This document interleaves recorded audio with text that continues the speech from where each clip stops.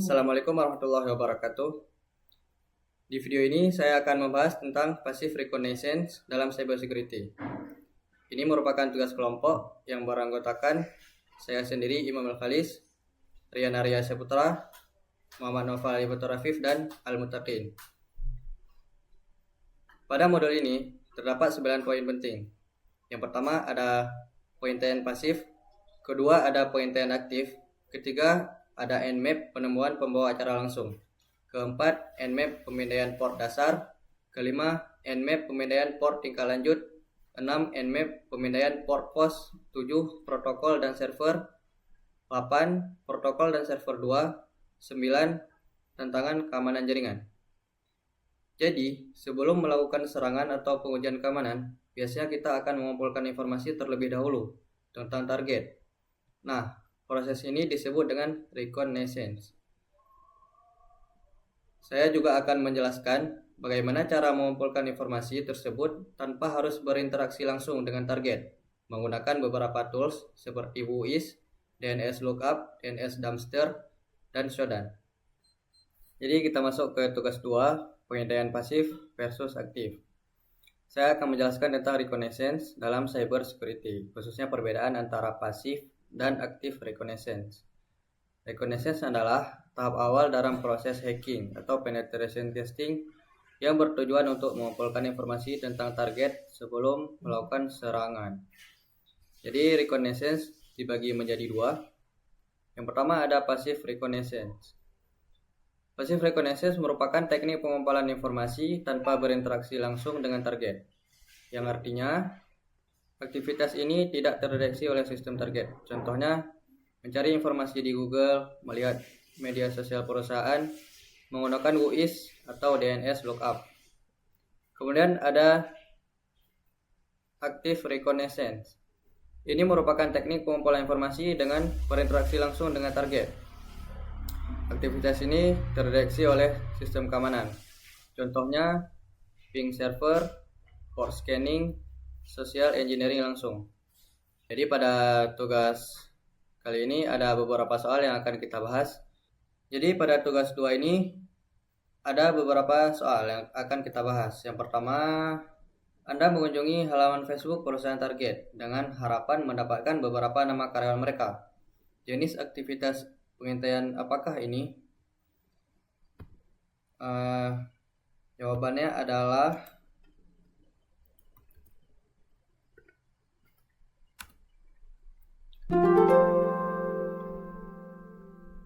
kenapa P? Kenapa jawabannya P? Karena kita hanya mengunjungi halaman Facebook perusahaan untuk mencari informasi karyawan. Ini termasuk passive reconnaissance karena kita hanya mengambil data publik tanpa menyentuh sistem target. Kemudian ada soal kedua. Anda melakukan ping ke alamat IP web server perusahaan untuk memeriksa apakah lalu lintas ICMP diblokir. Jenis aktivitas pengintaian apakah ini? Kita akan menjawab.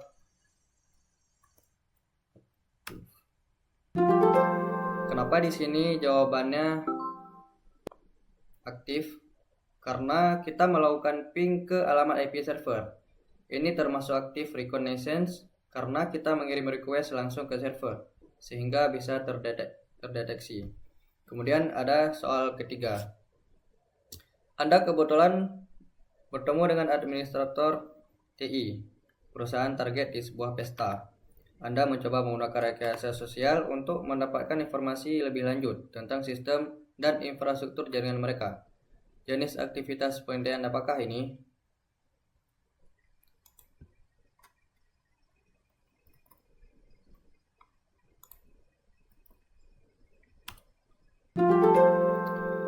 Kenapa aktif?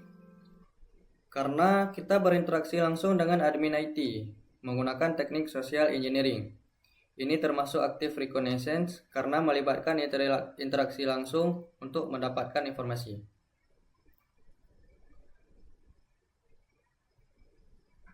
Jadi kesimpulannya, reconnaissance adalah tahap penting dalam cybersecurity untuk memahami target. Perbedaan utama antara pasif dan aktif reconnaissance terletak pada interaksi dengan target dan tingkat risiko deteksi. Baik, selanjutnya kita akan bahas salah satu teknik dalam passive reconnaissance, yaitu penggunaan WHOIS untuk mengumpulkan informasi domain. WHOIS adalah suatu protokol yang digunakan untuk mengumpulkan informasi penting seperti siapa yang mendaftarkan, kapan dibuat, dan server apa yang digunakan. Selanjutnya di bawah ini ada 3 pertanyaan dari TrackMe. Yang pertama, kapan trackme.com didaftarkan? Siapakah pendaftar dari trackme.com? Dan perusahaan mana yang digunakan trackme.com untuk nama server? Jawaban dari ketiga pertanyaan ini akan kita cari tahu sekarang.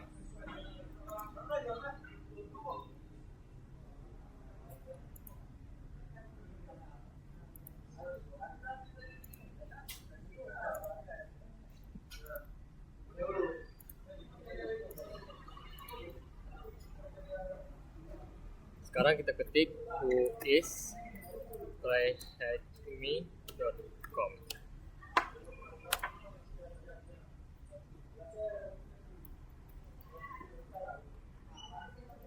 Nah, di sini terdapat semua jawaban dari ketiga pertanyaan tersebut. Yang pertama, kapan trackme.com didaftarkan?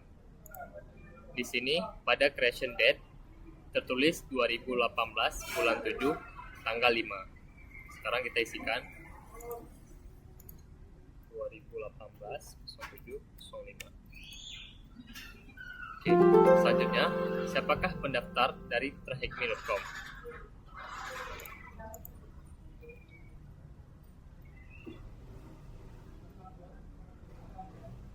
Pendaftar dari sini yaitu namecheap.com. Sekarang kita isikan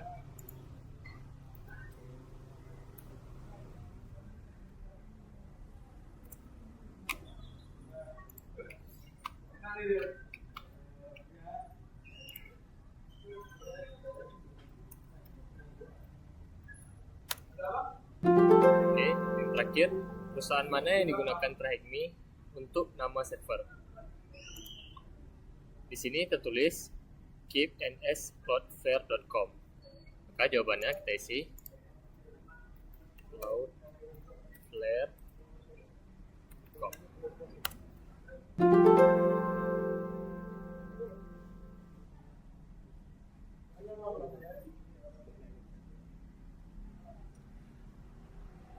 Baik, ketiga pertanyaan tersebut telah kita selesaikan.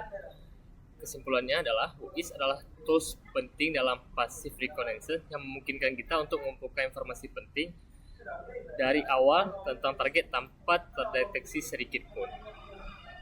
Baik, selanjutnya pada bagian ini kita akan mempelajari cara mendapatkan informasi. Baik, pada bagian ini kita akan mempelajari cara mendapatkan informasi domain menggunakan DNS tools, yaitu NSLookup dan DIG. Tools ini digunakan dalam passive reconnaissance untuk mendapatkan informasi penting seperti IP server, mail server, dan konfigurasi DNS lainnya. Perintah dasar yang digunakan adalah nslookup-domain.com, dig-domain.com. Kita juga bisa menentukan jenis query seperti A untuk alamat IPv4, 4A untuk alamat IPv6, CNAME untuk nama kanonik, MX untuk server surat, SOA untuk awal otoritas, dan TXT untuk text record. TXT adalah informasi tambahan yang biasanya sering berisi data penting. Di bawah ini terdapat soal yang perintahnya untuk memeriksa catatan TXT di thmlabs.com dan mencari tahu apa flag yang ada di sana. Sekarang kita masuk ke Kali Linux, lalu ke terminal.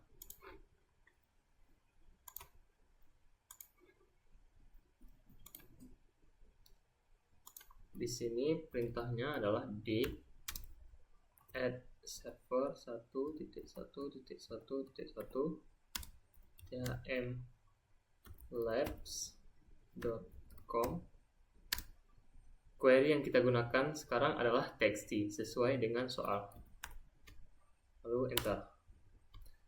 Nah, di sini terdapat flag yang kita cari.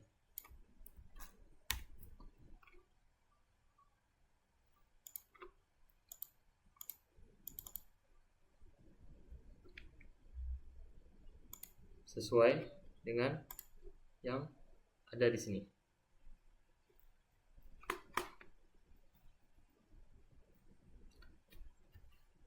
Baik, kesimpulannya adalah NS Lookup dan DIG adalah tools penting dalam passive reconnaissance untuk membuka informasi DNS tanpa berinteraksi langsung dengan target secara agresif. Baik, kita akan masuk ke bagian DNS dumpster. Jadi pada bagian ini kita mempelajari bagaimana menemukan subdomain yang menggunakan tools online seperti DNS dumpster. Nah, berbeda dengan NS Lookup dan atau DIG, DNS dumpster dapat menampilkan informasi yang lebih lengkap termasuk subdomain, IP address, dan hubungan antar server. Nah, DNS dumpster adalah tools berbasis web yang digunakan untuk menemukan subdomain dari suatu domain, melihat IP address di setiap subdomain, dan menampilkan hubungan antar server dalam bentuk grafik. Nah, contohnya itu seperti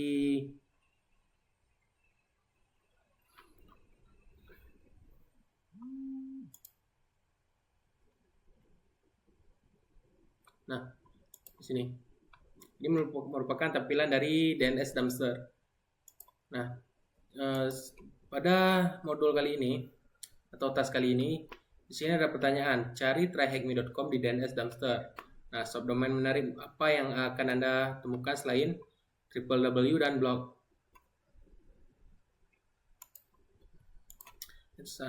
Kita akan coba ketik tryhackme.com.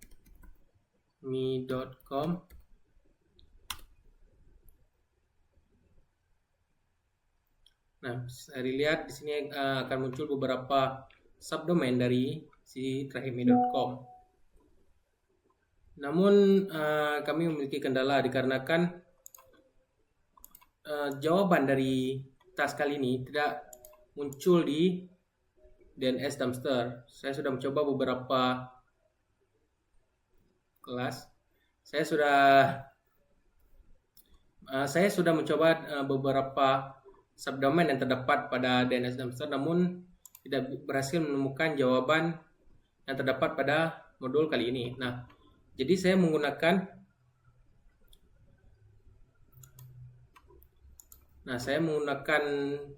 web alternatif yaitu Pentest Tools. Nah, di sini sistemnya sama, jadi kita menaruh domainnya di sini, lalu bakal muncul sebuah report. Nah, begini contoh hasil report yang diberikan oleh Pentest Tools. Nah, setelah saya mencari beberapa kemungkinan yang akan terdapat pada Pentest Tools, saya menemukan salah satu domain yang cocok dengan jawaban di tryhackme modul tadi, yaitu remote.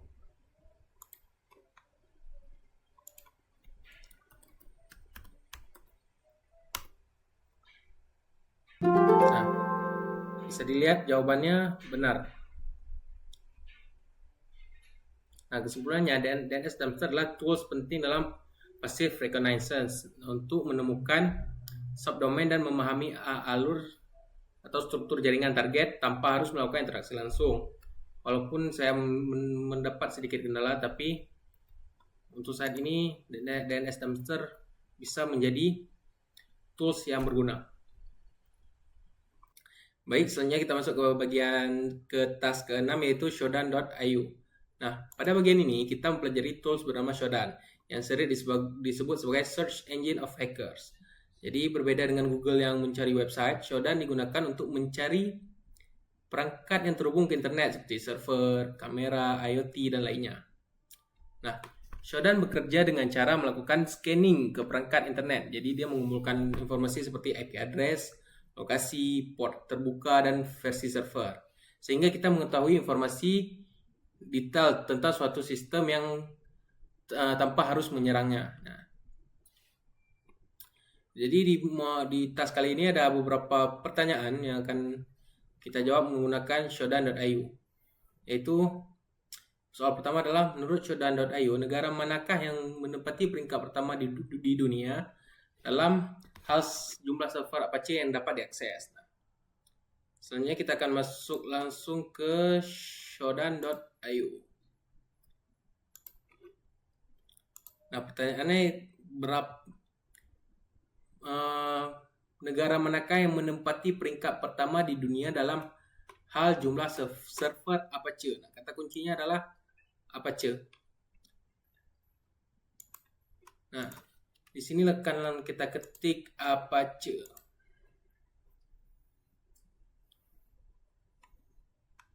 Nah, di sini bisa kita lihat negara yang paling banyak menggunakan server Apache adalah United States atau Amerika Serikat dengan jumlah penggunaan 4.225.608 dari total 15.887.723. Kita akan coba isi jawabannya.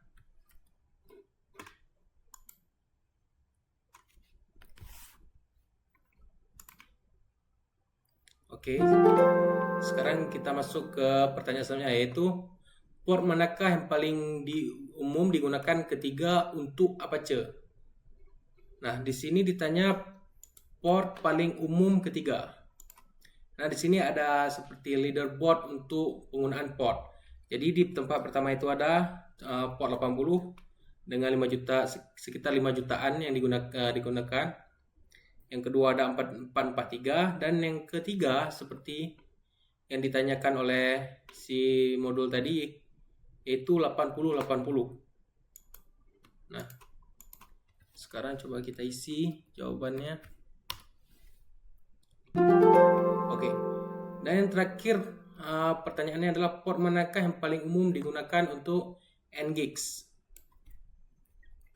Nah, di sini kita akan mengubah kata kuncinya menjadi dari Apache menjadi NGIX.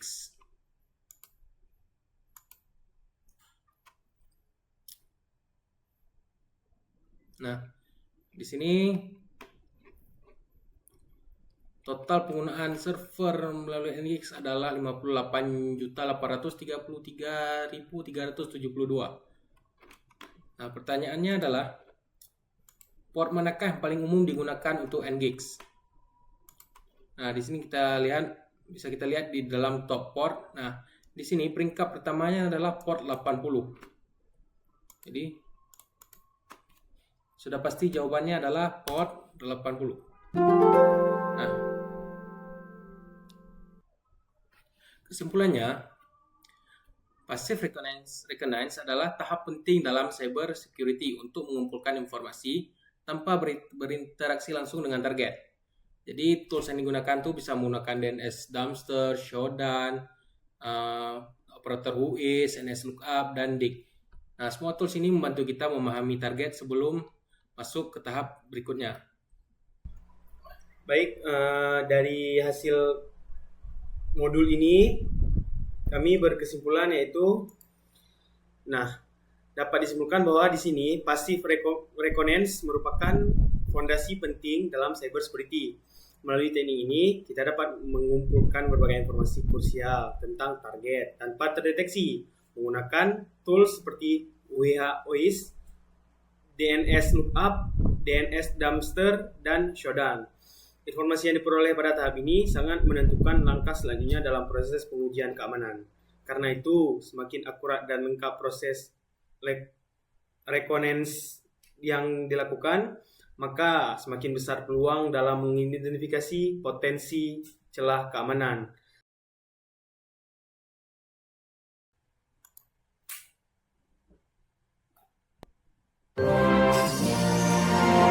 Sekian penjelasan dari saya. Terima kasih. Assalamualaikum warahmatullahi wabarakatuh.